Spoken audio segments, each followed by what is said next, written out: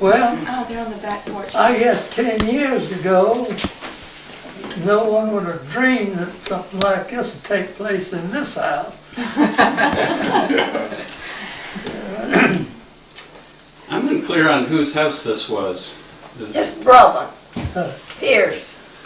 My just older brother built this little house in his spare time, Uh-huh. and where he could ground out material a little bit at a time, and he built it. And that's about all by himself. And carried on his job at the same time. He was a very efficient worker, and a worker that he thought 24 hours a day was made for work.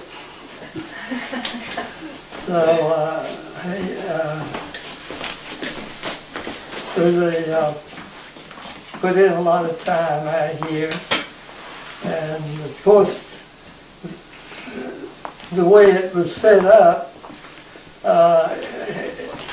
he was to use the place as long as he lived, and then at his death it would go to the survivors.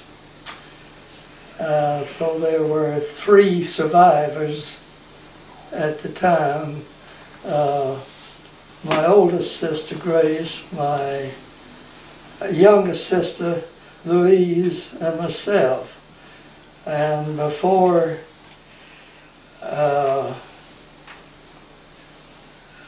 hardly things settled down, my youngest sister passed away, and then my older sister, but she was still living after y'all had taken over the place. So I have a question for you, Mr. Kenney. Did your brother ever leave the farm? Did he just move from the... No, he other lived here than his whole life? they did live in right after, or during the war, and right after the war they lived inside the city with my sister, younger sister. They lived together there. Then after the war he came out here and started doing this.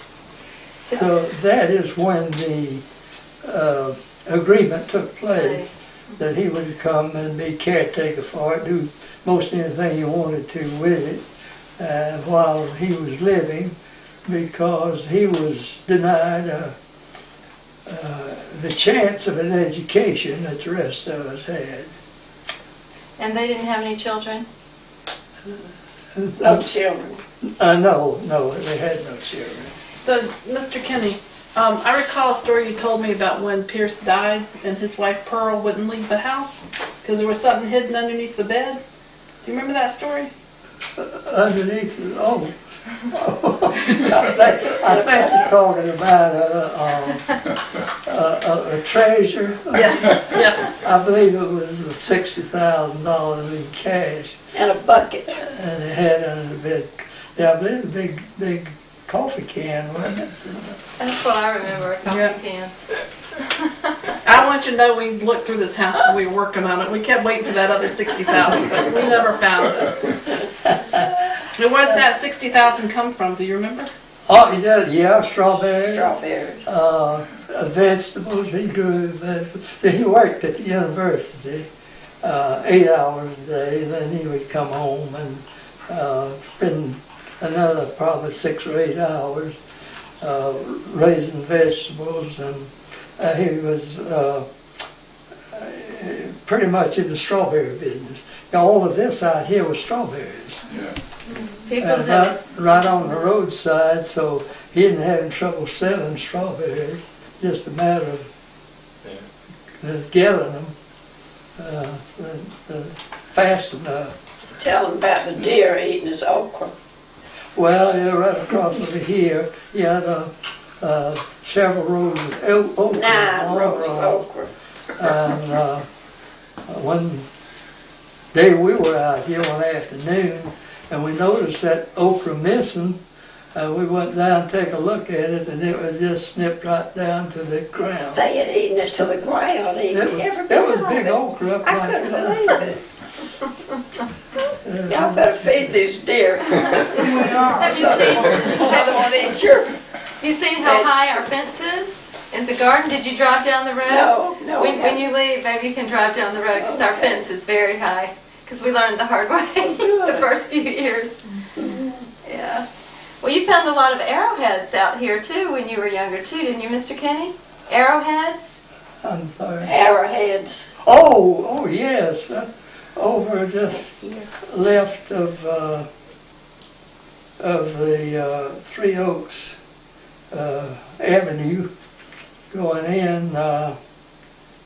I'm sure there's still a lot in the woods if somebody wants to go to rake the leaves and dig around some. I'm pretty sure you find some. I don't know who now owns that piece of property, but I'm sure there's some there. But out in the open field, I expect we got most of them.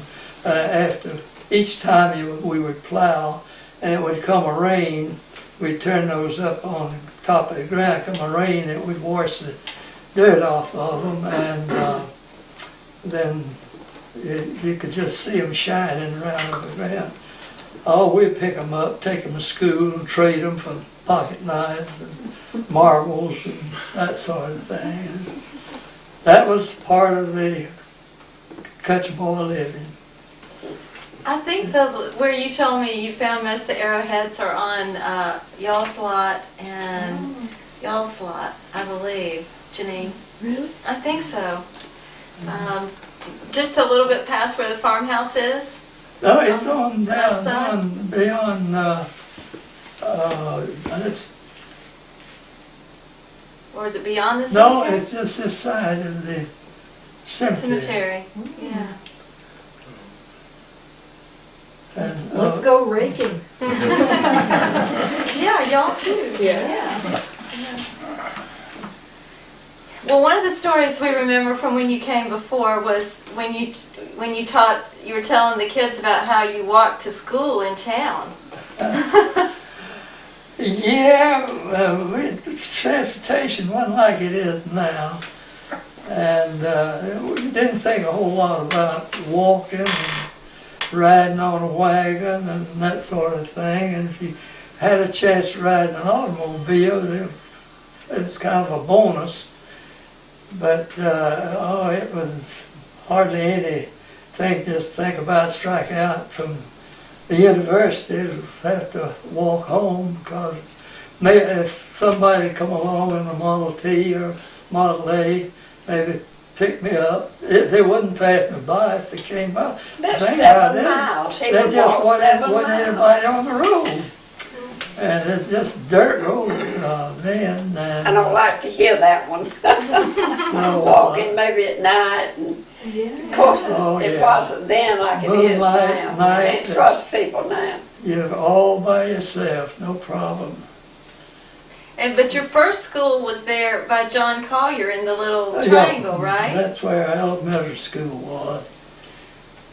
And it was a 2-room, well, it was just one big kind of a T-room, T-shape, and with a folded curtain wall dividing 2 rooms. One, the first through the 4th in one room, the 4th through the 8th in the other. You'd go to the front of the class with a big long desk seat for your recitation for your class. In other words, this might be interested more to young people. Some of you I probably had the same experience. That you would sit in a little individual's desk, and then when time, say for the 4th grade math or say 4th grade English, the teachers say 4th grade English, come to the front. So those students would get up and go to the front, and they would have their English or whatever it was. And that's the way it was from the 1st to the 8th grade. And one of the beautiful parts about it was those in the lower grade, by the time they got up to the higher grade, already knew pretty well, had the education. So if it had been to where you could get in more classes during the day, that would have been an ideal way, because when I got to the 7th and 8th grade, I knew pretty much about what that was all about. It didn't give me too much trouble when I got to college. How But many kids? things like chemistry and well, we didn't call it math, we called it arithmetic, and you didn't get a whole lot of that. You get a course or two of it, but you knew pretty well how to add, multiply, subtract. And one thing that I missed more than anything was when I got to the university was chemistry. I just had trouble with chemistry because it was so neat to me. Mr. Kenney, when you left that little one-room schoolhouse at the end of the 8th grade, did you go to high school in town? Where did you go to high school? When you got through the elementary, did you go to high school and college? Yes. Yeah. He's very hard to hear, and that's his only. So where did you go to bad high thing. school? Where'd you go to At high the school? University High, which was at where the Navy School is. We had there was what they call a University High, and they used it pretty much for practice teaching. So it was part of the normal school? Normal, yeah, it was at level. But the old normal school wasn't going on at the, yes, it was. But I believe the university had it then. The original normal school.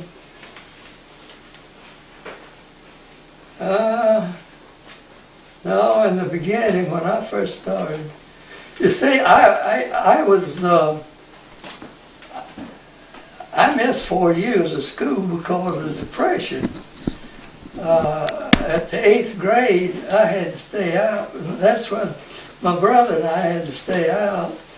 And then after 4 years passed, and then I went back to the 8th grade.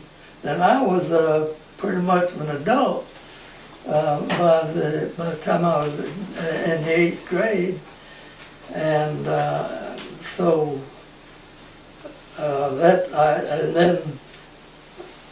then came the war. I missed another 4 years. So I just missed a whole lot of life that other people had.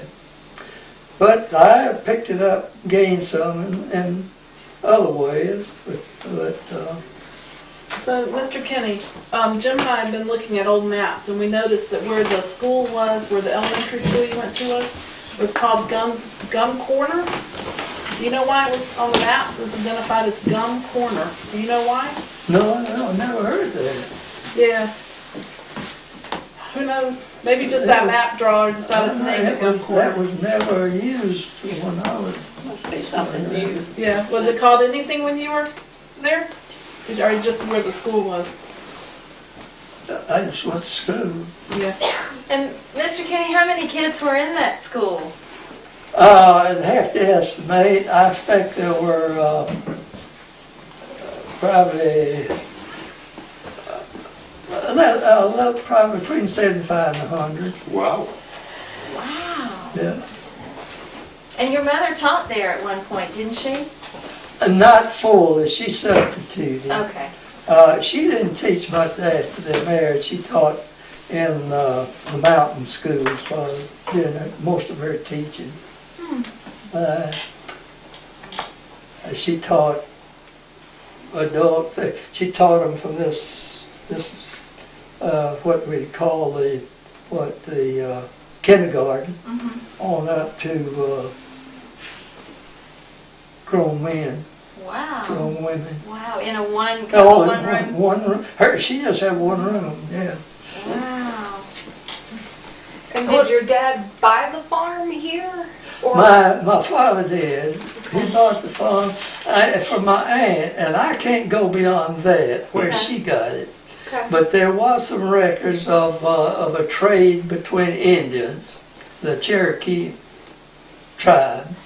But I don't have the details of it. Actually, you gave us those records. You gave them to us. We have them. Did it? Yes. Okay. Well, And- it seemed like there was a man named, no, I can't come up with his name right now, in between there, between him and my aunt. Now, my grandfather owned all of this and some across the road. These houses back here was his. My aunt got that property during the settlement of it. One aunt got that one. The other aunt got this property, and an uncle got the home place, the old house, and my dad got the. No, he didn't get. I don't know how he go up. He bought his share over that. What 74 acres, I believe it was, in that part. He bought that from his aunt, and how she came by it, I don't know. That's as far as I go.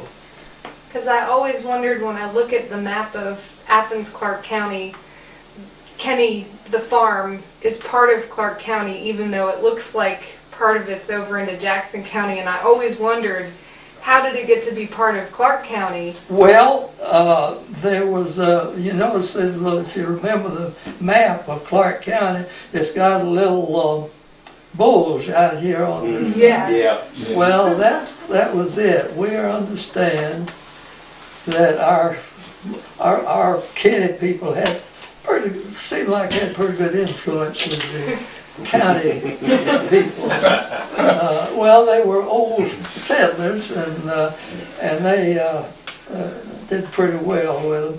So it's I don't know where I came by this information, but at the time that was part of the Kenney property, and they persuaded them to hook Jackson County around that. Now Jackson County is this church road right here, so the cemetery is in Jackson County. Yeah. Yeah. But why did they want to be in Clark County and not Jackson County? I mean, was it better to be in Clark County? Or did it just make all the property in the same county?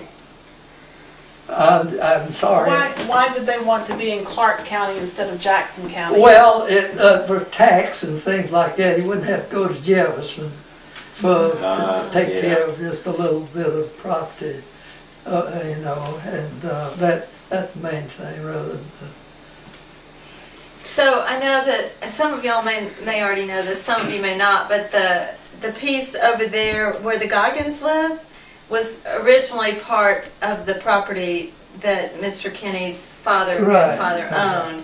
And so I've always understood that your father was born in that house, and you were born in what we call the farmhouse, the house on this property. Right. And that house, the two-story house that the Goggins live in, was built in the, do you know about what time?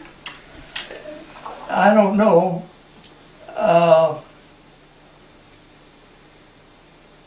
I don't know if it was before or right after the Civil War. Now my grandfather was in the Civil War, and when he came home, he wound up with this property around here and across the road. He had a brother, Alonzo, that lived in the old house right across the church road where the you can see the remains of where an old house used to be. So he lived there, and my grandfather came up with this house. Whether he built it or not, I don't know there. But he got this property. Alonzo got that property over there. And my aunt, Aunt Wages. I can't help him because it's this. Was it Sarah? One of your aunts was Sarah. The one my dad brought his property from. Was it Sarah? Was it Sarah or Sally? Yeah, Sarah. Sarah. With an S. They call it Sally. Okay. Yeah, Sally Wages, that's what it was. And she got a part of it. But then, let's see, that left my dad and his younger sister and another sister that lived most in Florida. That was three that took money instead of property, which the money was borrowed, and I suppose the youngest son or youngest brother, my dad, was the administrator undoubtedly, and he borrowed the money when my dad went on a note with him, and that was education to him and to the family, because that is the thing that with the depression coming on, with the boll weevil, and with the dry weather, we had a tough time. And they borrowed the money to pay off those three children, adults of course, and then the younger brother took off and went to Texas. My daddy was holding a note.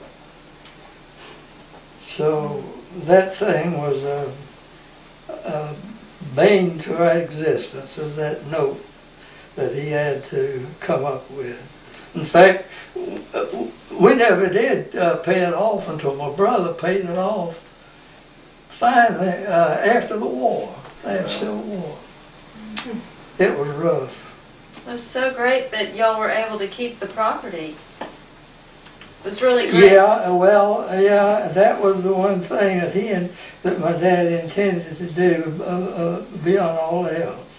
He didn't have, the thing about it is he didn't have it in. He didn't mortgage it for the debt. I see. So it might have been possible to have lost it, but he was determined he wasn't going to lose that. And, so it was your father that built the house, the farmhouse? he and my uncle, a mountaineer, was kind of a jack of all trades, and his brother-in-law, my uncle, built the farmhouse, and while he lived in the old house at the sycamore tree that is no more there. That's where my first two siblings were born. At the other house. Yeah, y'all might not know where he's talking about, but I guess it's kind of on Kate and Dan's lot and Dave Slutsky's lot up there. There's a big sycamore tree. If you've noticed that, there was another house, your Aunt Sally's house. There was a house there. There, and there was a well that we filled in. It just deteriorated and disappeared. There was a well there with it across the old street. In fact, the roadway into it used to go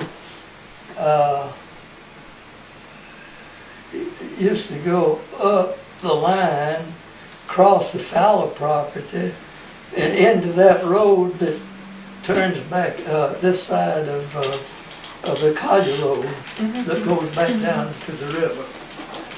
It's like we used to come in that way, and come into the farmhouse, and so this road was cut through here. I've got a question that on the I see from some old aerial photographs some strips that were farmed down by the river. He wants to know about the area that was farmed down by the river. Oh. River, the strips that were farmed. Was that you? That your was, family? that seemed like it was out of creation. When we were young, running around, we would go down there, and they had a lot of farm cotton grown down there. There was one house all the way right at the end of the road by the river, and there was a family of Jacksons lived there, and there were 7 girls, Jackson girls. So my grandfather married one of them, and then the Fowlers and the Hales and Prathers and so I don't know how many other wars, but anyway, that's how we all got mixed up into one family. There were 7 girls that belonged to that Jackson family that lived at the end of that road.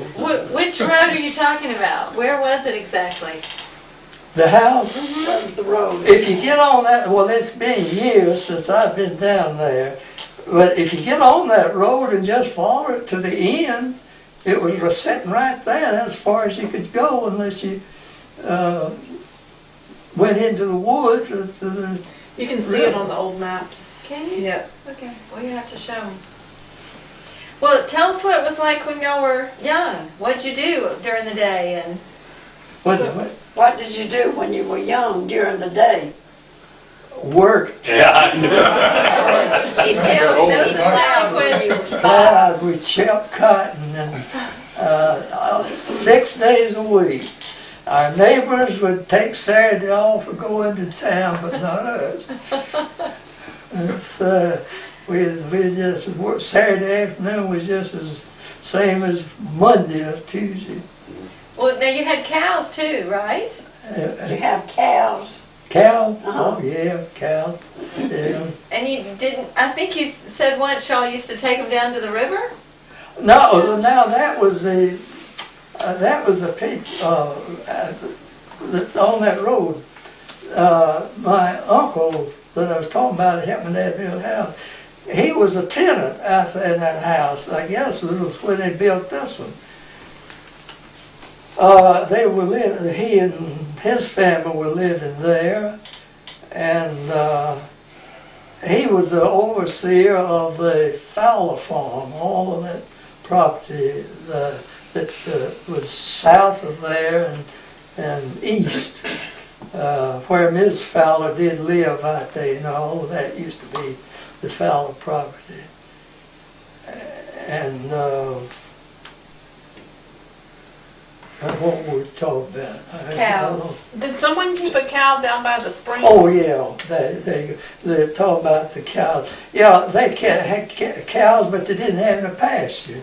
It was all in cotton out here there, and they had a garden and cotton, and so well they had some corn, but the cows had to go to the river to get a pasture. Yeah.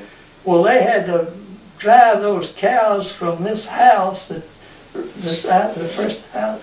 Well, wait a minute, there's another house from the road before you get to that house. Mm-hmm. Now, there wasn't then, but there is now. But there's a house there, and they had to drive the cows down. I don't know if there's still a house, but how many houses down there now? Has anybody been down lately? Down that road? Down the old road where they used to Yeah. drive the cows?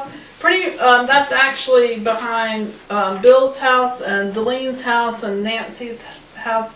Yeah, there are quite a few houses there. It was like they made a thoroughfare for the cows. Right. Yeah. Uh, Where they have the fencing? no.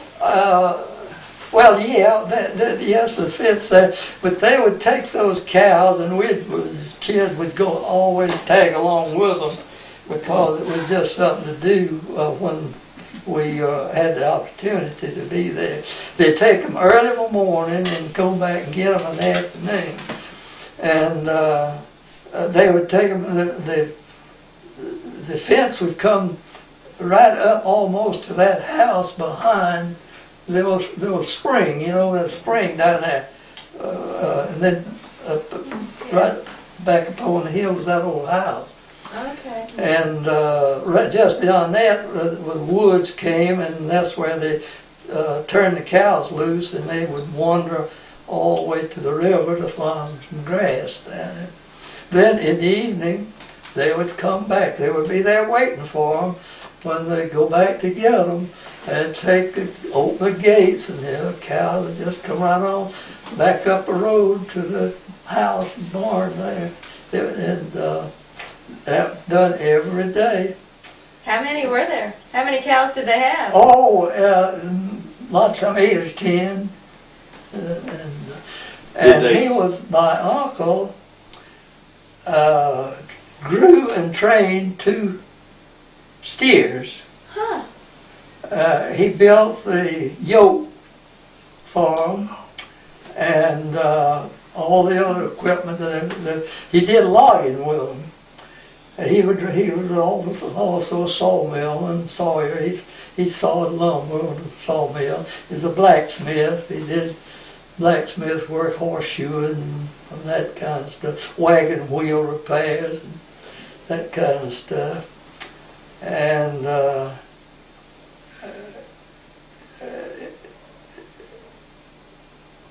I missed my train of thought again. Where was it? You're talking about your uncle? Trainer. Trained Talking about steer- those steers. the steers, Yeah, he trained those steers to do that logging, pull those logs. He called them red and blue. And if he wanted to go, I just don't recall now which one was on the right, which was on the left. If you wanted to go to the right, he'd say, whoa, right. If you wanted to go to the left, he said, back, blue. And that's how he controlled the steers. He didn't say G and ha. No, it's war red. Oh, yeah, war red, and he would start that way, which would pull the other one that way and direct that way. Back blue, it meant for him to go to the left. And we would fool around at the sawmill as much as I we have could. glaucoma, my eyes weep sometime. Where was the sawmill? He moved it around some, just where it get close near to the timber that he was sawing. It was down in timberland, down towards the river. How about the well, the hand dug well by So the can you tell us about the well and who built the well next to the farmhouse? And did the Well- spring, the pump down the spring come before or after that? They want to know if the pump from the spring came before or after the well. Before. Before, and so Oh, y'all. well, both, before and all during, but, well, who dug the well? Well, I'll tell you. My mother, we did our washing on Mondays. That was the rule for country folks, was to do the washing on Mondays. Well, it was my job out of the farm work. I was assigned to my mother on Monday morning, and my job was to bring water up from the spring to the, she'd have 2 wash tubs, and a wash pot. And it was my job to fill those tubs with spring water and the wash pot with spring water. So I would bring 2 5-gallon buckets of water up there at a time and pour in those tubs. And we had our pump running, but the water was so rusty and yellow that we couldn't use it for washing clothes with, at least white clothes. And so we just had to use that clear spring water. And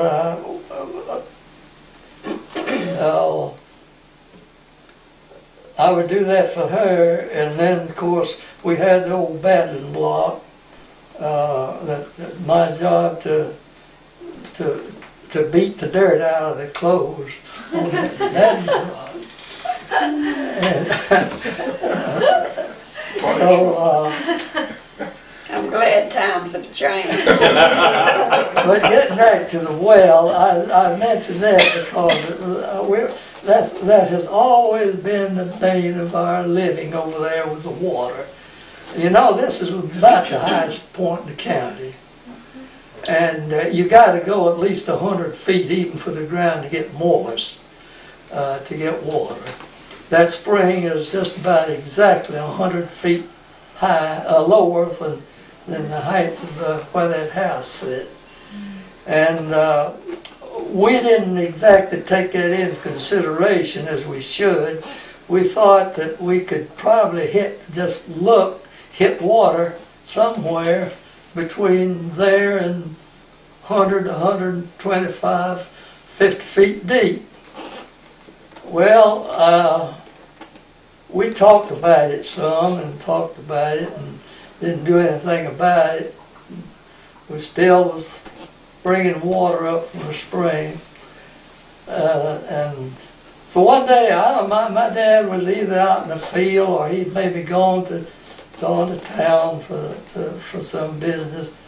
But my brother, Jack, or Pierce, he was called both, PJ mostly. He was, we talked and we says, let's dig that well. So we decided we're going to go out and decide where it's going to dig it. And we said, this is where we're going to dig it right here.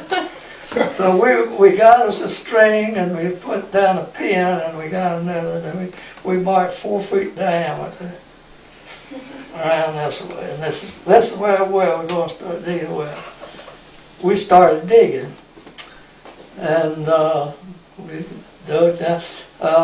I'd dig some, he'd dig some, and we'd just throw the dirt out to the side just as long as we could, heave it up over our shoulders and throw it out. But whenever it got down below that, then we had to start drawing it. And he did the rest of the digging, my brother. And so of course, my daddy when he came home and saw us, what we were doing, he didn't object. He more or less encouraged it to see what would happen. So he helped me draw the dirt out as my brother dug the stuff down. By drawing, do you mean pulling it up by bucket? Bucket, right, yeah. I had a bucket, and we made what we call a windlass with just a long, round thing, and we put a handle crank. We put a crank on this side, this way, and then 180 degrees on the other end this way. So you go on, one on this end was going down, this one over there is going up. And we drew that dirt out that way by just it was a kind of I guess it was a kind of a homemade bucket out of a small drum, metal drum.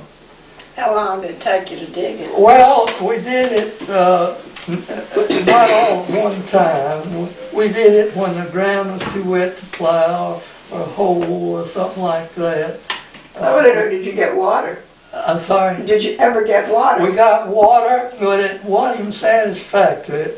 We needed to have gone on another probably 10, 15, 20, 25 feet, something like that. How far did you dig it? 100 feet. Wow. And how long did it take? I really don't know over a period of time. I don't remember. I guess, maybe a month or two, but it wasn't all at one time. If it was dry enough to plow, if it was plowing season, we had to plow instead of dig a well.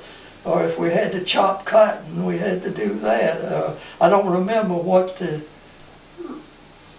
it was sometime during the spring or summer. It wasn't during the winter. Now, we could have dug it during the cold weather, so I'm not sure about it. So did Pierce dig this well? You know, we have a well. Yeah, now I don't know who helped him on that one. I don't know, because I was away. I had already left. I'd left Athens when he dug that one. He didn't have to dig as far. No. I think he learned his lesson. It still has water in it. Yeah. Yeah. Well, I have two questions. One is, didn't people use dowsers or water witches in those days? Men who would go around with a stick and try to find out. we did. We may have, I don't recall, we may have thought we had done that. You know. I think you were probably as good at it as anybody else. Yeah, we were the teenage boys. Yeah. And My other question is, you must have had a 100-foot ladder. You must have had a big old ladder down there in that well. no, How did it we get met out? him down in the bucket. Oh my! So if you got mad at him and you didn't want to pull him back up, Yeah, we let him down and pulled him back up just like a bucket of dirt. amazing. I'm glad I didn't know him then. But now this old well that's just below the farmhouse, it's not there now. I think we were filled in, got heavy growth on it. It was about 12 to 20 feet deep. I believe it's around 15 feet deep. And it was just old white soil, white. It wasn't what we call whitewash. It was just a white dirt, soft dirt. And we played in it, had a lot of mica in it. And they got out and found that. Now that was done, I guess, when the house was built, because I don't remember. That was there as long as I remember. And we would, as kids, play in it. And now that's when you had, it wasn't quite 4 foot in diameter, about 3.5, I guess, was it. And what my brother did, he was just that kind. He dug holes on each, steps on each side, and he would go down with 1 foot over here, 1 over here, and 1 hand over here, straddle his way down like this. I couldn't do it. It's probably a good thing. I never did get the bottom that well, but he would do that, and he was always, nobody needed to dare him to do anything. He'd try it. Mr. Kenney, in that 100-foot well, did you find any rock down there, or was it all dirt? We went through some rock, but not a whole lot. But we did. We stopped in rock. We thought maybe we'd get enough water there, and we got a bit of water, but it had a lot of silts, and we just never could get enough to get the silt settled out of it. It just never was satisfactory. So the pump down at the spring, though, worked all that time, or how? Yeah, no, I tell you, the pump that my dad had in it just wore out. And later on, we bought another ram, what they call a pump, a ram pump. We bought another one. I'm not sure if that was after. My father died in 43. And I was in the service. Yeah, we bought that before he died. We bought another one and hooked it up. But the tank, what we did, we just let it run up and just run out on the ground. Had faucets, you know, where it would just run right back on the ground and trickle back out on a wet spot. And we used it for quite a while, then there again the pipe got so rusty. It just didn't take it long, seemed like, because that water had a lot of mineral in it. And it didn't take it long to just... Now, what powered these pumps? Was this electricity or? I'm sorry? What powered the pumps? The water. The ram. A ram is almost perpetual motion. You get it into a stream or say a spring like that spring was down there, and run the pipe. You trap that water, make a spring out of it. You run the pipe out of it downhill to get some fall, and that's energy. And that little old thing, it's not just it was the little dome of the reservoir on it. It wasn't a whole, but about 2 gallons, I don't guess at most. Just a little dome sitting there, and it had this leverage going out over the pipe. That pipe would come down with a force. You get it going, it would come down with a force and run out. It would flush out. Then all of a sudden, it would drop down and stop that water. But the force of the water stopping would force the water through a valve into that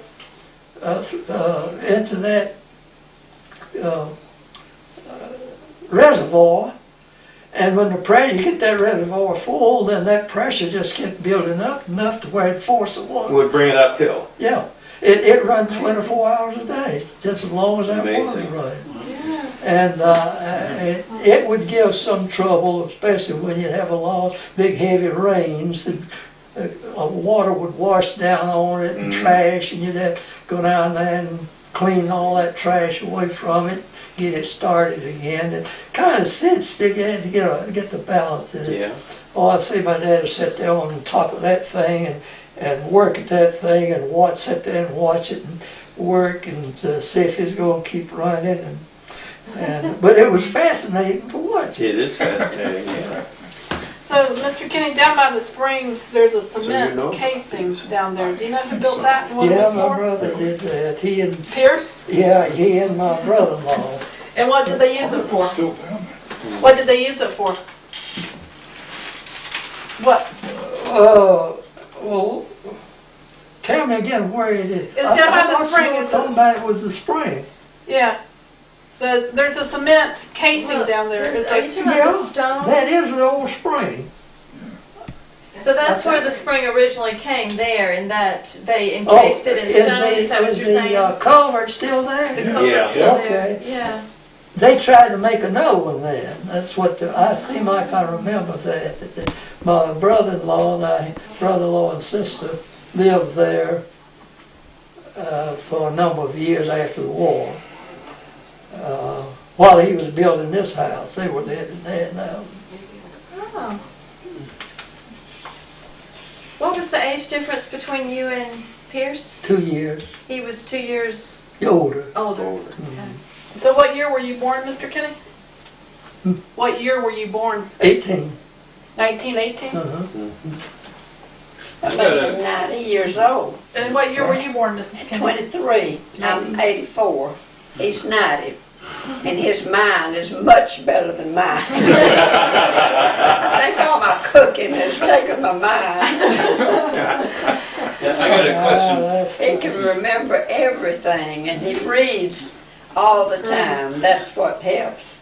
He's reading while I'm in the kitchen cooking his diet food he's supposed to eat.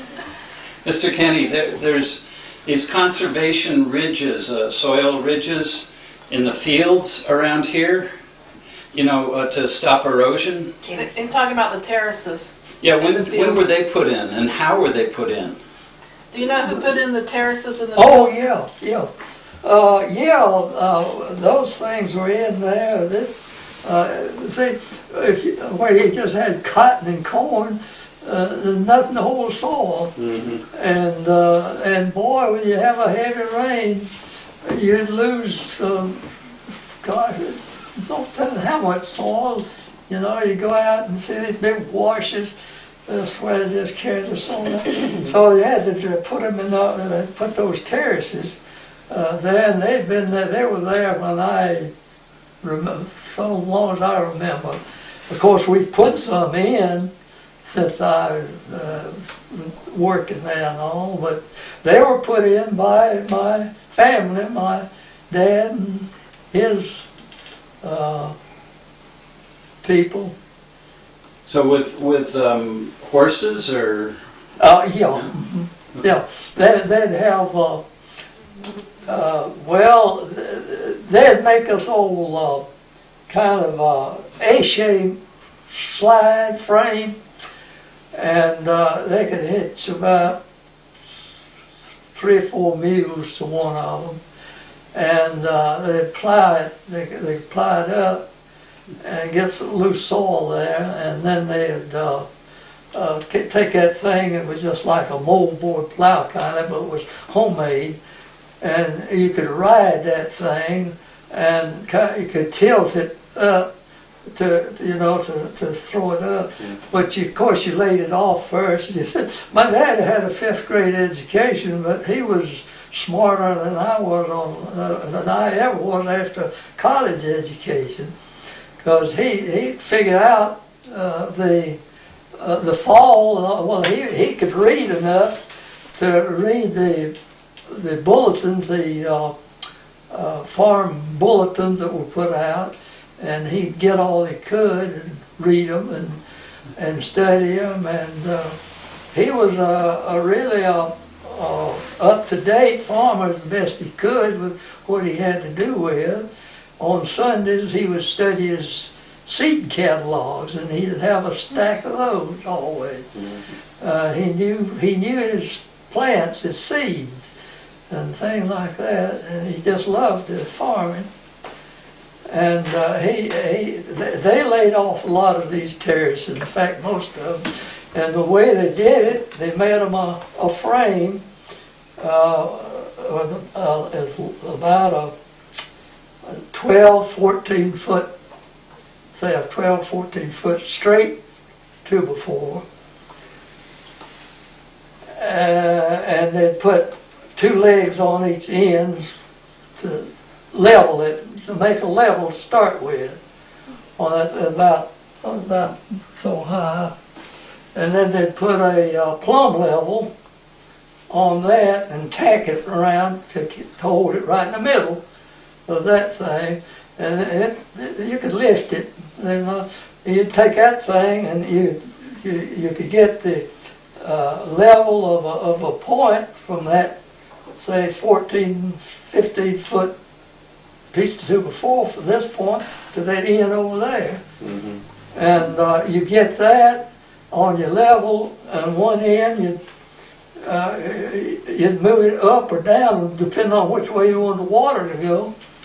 And you always decided how much you wanted fall on that terrace when you got to the end of it, and you figured it out as to how much bubble you wanted on that thing to do it. Well, that's how it was done. Then they would either make a ditch or make a terrace. And so they'd take that thing that they'd homemade, they'd get a piece of metal or something and put it on the end of it, so it would shed the dirt kind and keep from wearing out, and put that team of mules to it, and you'd either get down in the ditch and throwing it up on the side, go this way and then come back this way, or if there's a terrace, you'd have the loose dirt around where that terrace, you'd fall that terrace around where you'd laid it off. And when you got through, you just had a nice terrace that water would fall that thing just like you laid it out to do it. So, Mr. Kenney, I have a question. This area right behind our house where Pierce used to grow watermelons, was it ever a stream? No. No. Oh, not a live stream, on a weather stream. And I have some questions about the farmhouse, because the corn crib, we call it the corn crib. Is that what y'all used it for? No, that was built after I left. Okay. You know, And what was it built for? It was built for corn, and that's what was left in it. My brother-in-law raised cattle and corn and for feed, and when he moved away from it, he left a whole lot of corn there. In that was the rats had just stripped it down to the cob. You remember us hauling that corn out, man, in a pickup truck and loaded to loads of corn, cobs and chunks that we got out of there. And there was some other outbuildings too. There was was it an apple barn or some kind of, there was some other sheds? Well, there was a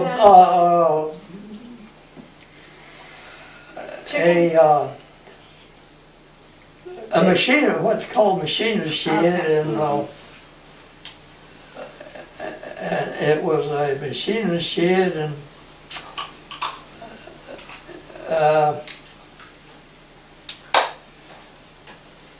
it was just a storage room, storage place for feed, and it wasn't exactly a barn. Okay. They kept machinery on the two sheds on each side, and then in the middle it was a two-story, and they had just a lot of junk in there that was going. I hate to admit that I burned that down. My mistake. I didn't intend to. Were you smoking? No. We after my brother died, then I had come back to Athens to live. Thought I was really my health I thought wasn't as bad as I really thought it was, I guess. But I came back to Athens because of my health. One of the things, the other reason was for my daughter to go to the university. But after my brother died suddenly, then I had to kind of take over because I was the only male of the family that was left. And it was growing up pretty much. My brother-in-law and sister had already built out here on Collier Road and moved out, and things was going down pretty much. It's growing up, and it was looking pretty woolly and ragged around there. So we, on the weekends, we wanted to kind of clean this place up and make it look better. And we would go out on the weekends and cut brush and pile it up. And it was in March, and the brushes had dried up pretty well, and it was during a dry period. And I had to get a permit from the county to burn the trash, burn the piles of trash that I had out there. Well, I burned 2 or 3 piles, this was in March, 2 or 3 piles, and just fine, everything worked fine. I started on the 3rd one, and lo and behold, here come this March wind. And I thought we had it under control, and the wind was blowing from the brush pile towards and there's a lot of dead, dry grass there in those open fields. And I thought we had it under control, and I turned my back on it and went to do something else, and when I looked back around, that fire had caught up and it was going beyond me. I could do nothing. My sister, youngest sister, was there helping, she was in her car, and while we was fighting the fire, I asked her if we didn't have a cell phone then. Asked her if she would come over here to some of these houses and call the fire department. Well, she came over here and nobody at home. And she had a time getting to find somebody to get a telephone. Well, we finally got them out there, and they almost burned the farmhouse. It blistered the farmhouse and burned that barn, that other shed down.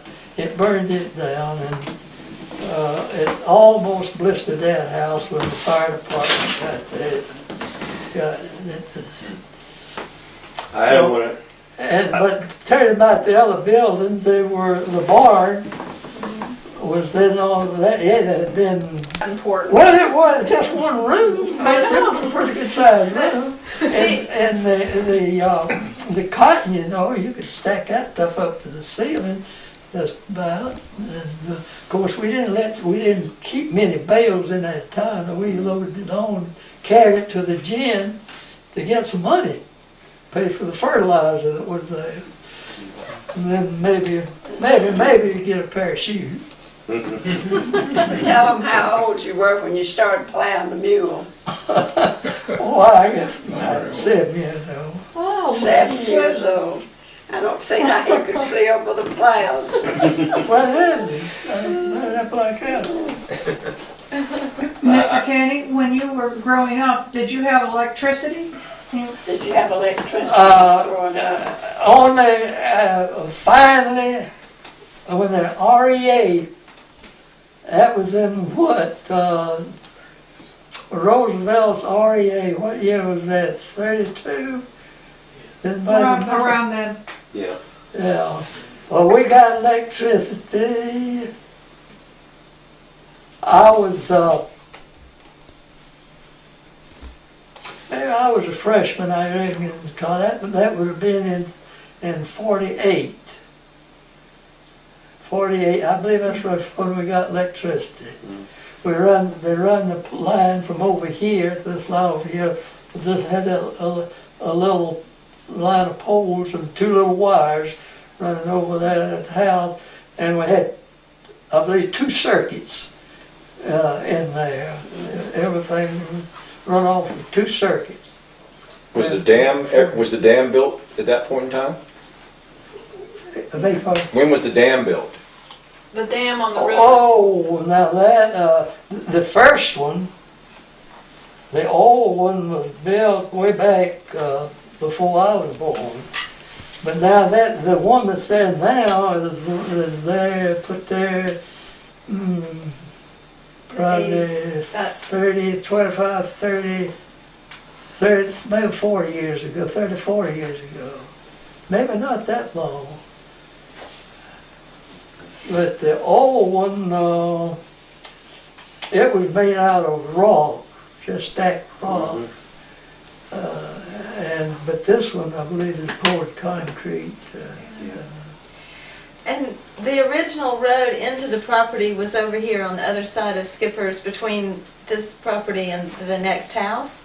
And then it went in and it followed the, it kind of went by the garden where you access the garden now, and then what our trail is. That would be the road that was there when we came along, but the original road actually came. Right. When we came along, and I remember seeing corn when your brother still had corn in what's now our common area, the big field. Yeah. There was corn in that field. Yeah, where the garden is. And beyond too. Oh yeah, well, yeah. He was having corn and I guess mostly. That might have been my brother-in-law's. My brother grew corn pretty much for the green corn. My brother-in-law grew it for feed. Well, I wanted to tell y'all too about when the property came for sale. We made an offer to Mr. Kenney, and then it was contingent on financing and getting a plan approved. And so Mr. Kenney gave us a long time to do that, which we are very grateful for. Well, From September to May. that was no problem. I was thinking about that the other day. As far as I'm concerned, it could have run on because I was plenty satisfied. But I was having health problems, and I didn't want that hanging, you know, any longer than the term because of that. I think about that often because you also owner financed it Yeah. for 3 years, and you said, I don't want to go any longer than 3 years because I don't know how long I'll be here. And I keep thinking, well, You're still here. yeah. Yeah, you know. Which is great news. I've had kidney trouble, heart trouble, aneurysm, and a lot of other stuff, you know. And with my rest of my family not having a long longevity, I didn't think I'd be. Well, we're glad you're here. When glad you're we here. moved back here 35 years ago, he was moving back to bring me near my family and my friends and all. And he thought sure he was going to die. But he had bad heart trouble. He went to Emory and had 4 bypasses. They didn't do it here at that time. And then he had a kidney that had a cancer. This is the kidney, and the cancer was on the bottom of it. And the doctor said, if you let me take the entire kidney out, says I won't break the cancer. So he did, and he hadn't had any more problems. So he's been going to good doctors. He had an aneurysm in his stomach, and he had that out. But he's had good doctors, and he's on a kind of a diet. They tell him what to do, and he does it. So he's just come forward, and he just still do his yard. He could do his yard work. He would like to do his yard work, but the heart doctor told him not to be mowing anymore. He has a riding mower, and he'll still slip and do it about once a month to keep the motor running in his mower. He doesn't want to get rid of it. Keep the battery up. And you still walk every day, but Walk at the mall when we can, when we don't have a doctor's appointment. He walks in the backyard. We have a big backyard, blacktop, and he got out there before we came over here and walked, because we didn't get walked this morning. But he believes in that exercise and that walking. Let me ask a question about, you were talking about a house down by the river earlier. There's a big patch of daffodils every February back behind our house. It's not far from the generating plant down there. And I don't know if you know which patch I'm talking about, but every February we see all these daffodils, and we In wonder. the woods? Yeah. Yeah. There used to be a house there that was for the plant manager. That's when they had the old Tallahassee plant. That was the old dam. That's right, that's right. And the plant manager, operator, lived in that house. It was almost like a cliff dweller. Yeah. It was on the side of that. Yeah, I can believe bank it. there. Well, they had those flowers out there when they lived there, and that's been good gracious. 40, 50, 60. I think I've been 70, 75 years ago. And the daffodils are still going strong. Yes, They have multiplied greatly. Yeah. And there's wisteria down there too. What down there? Wisteria. Oh, I guess that was part. I don't know. Also, the power people had a clubhouse in those woods down there. That is down there.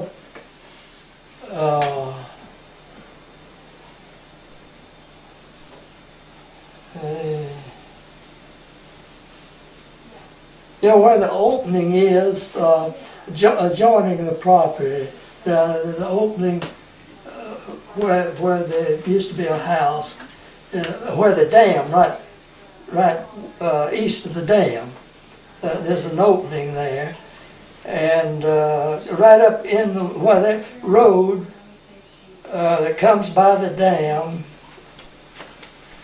comes around and into the woods. It doesn't skirt. The road now skirts goes along the edge of that what we used to call a race,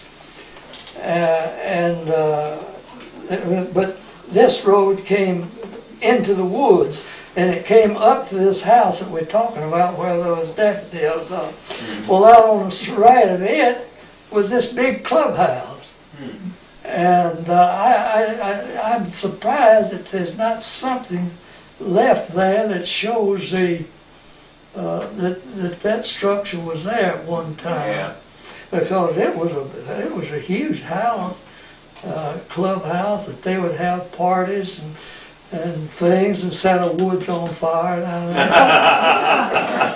We have a little garbage dump down there with lots of tin cans and bottles, and they probably threw all their bottles away from the clubhouse. Yeah. I don't want to wear Mr. Kenney out or tire him out, but I am curious to know, as you look back, do you think the winters were colder than they are now? Definitely. Did you see snow? Oh yeah, we used to have snow every winter. Just about every winter. When I was in school, I believe it was the 49, we had 9 inches of snow. Wow. And everything closed down. The university closed down and everything. And every year we had a little, we'd have 3, 4, 6 inches. And could you go sledding? I'm sorry? Did you go sledding? No, rabbit hunting, squirrel.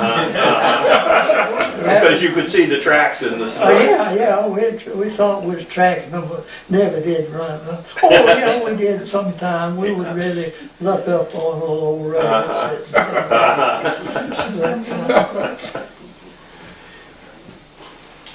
So there's a beech tree with the name Joe on it. Do we know who that is? I'm sorry, I didn't. Do we know who Joe is? There's a beech tree with the name Joe carved on it. Do we know who Joe is? Yeah, does it look like it's been there for a while? Yes. Joe Aaron.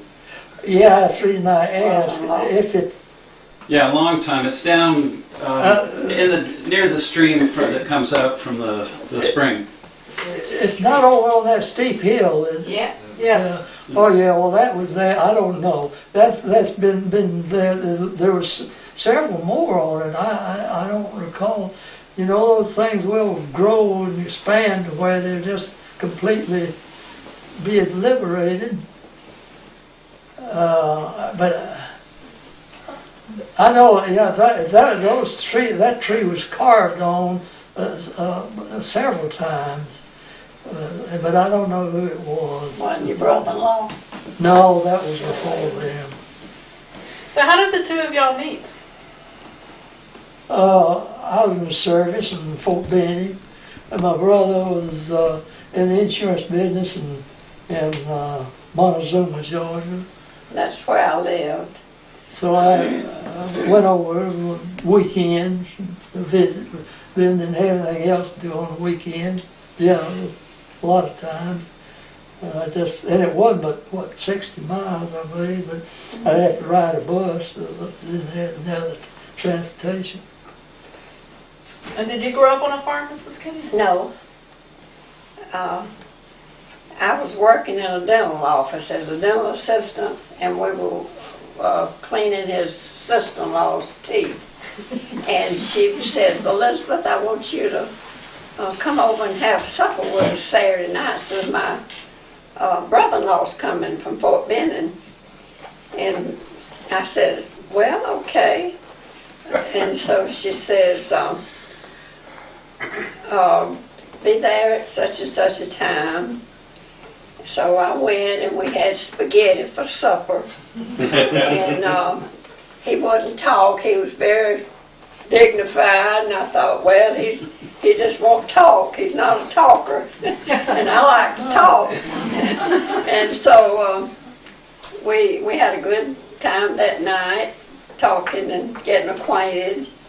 And then he went on into service and went overseas, and we corresponded, and he was gone 2 years, weren't you? Not quite. Nearly 2 years.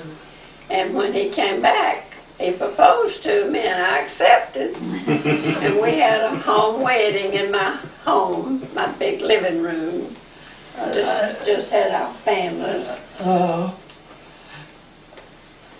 Did he ask your daddy for permission? Yeah. Okay. He sure did. Right. I want you. Before he asked me. I want you people to know that Ray had to ask me for permission to marry I Patty. don't want to say, I don't remember that proposal.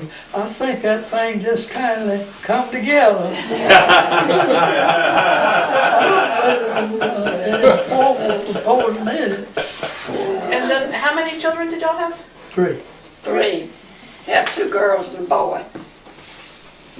Boy lives in Memphis, and the youngest girl lives in Peru, Illinois, and she had her daughter graduate from college yesterday morning. And she wanted us to go, but we don't go that far anymore. And then I have a daughter in Danielsville.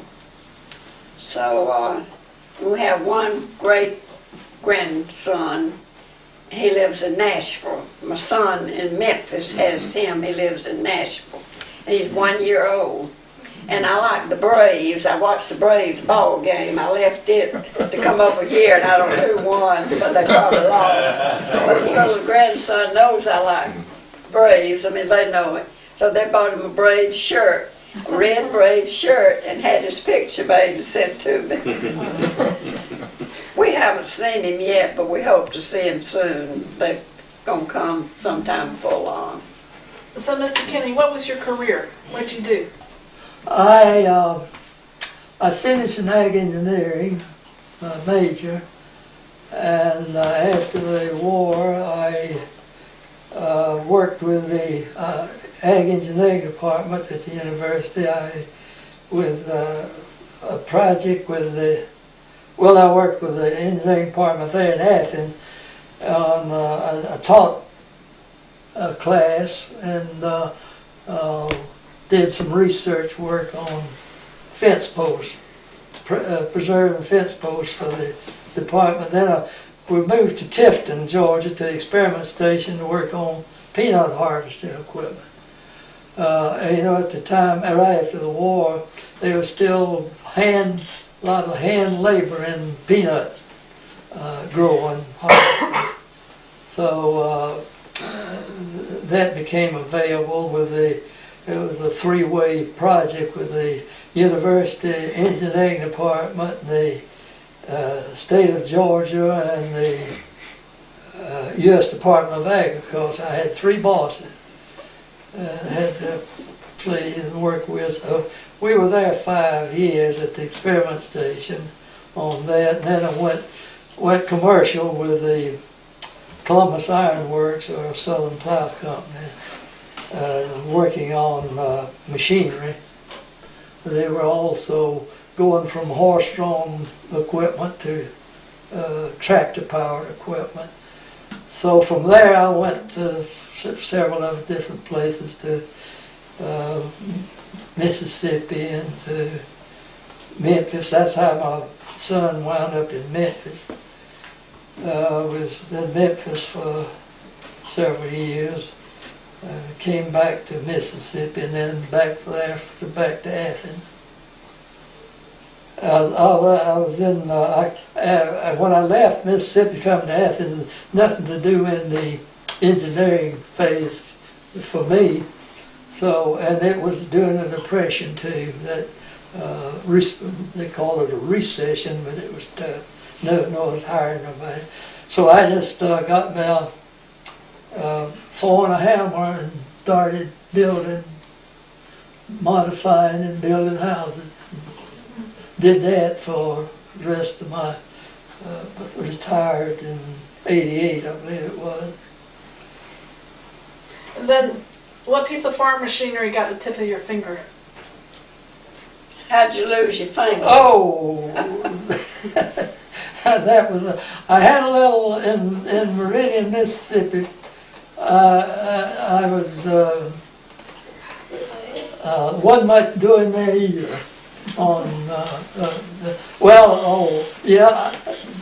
back up a little. I did. I moved to Mississippi, moved back to Mississippi, Meridian. After I'd been in Memphis, I came back with a company that I was with there, building farm machinery, manufacturing. So I came back with that company, the whole company, moved from Memphis to Scuba, Mississippi.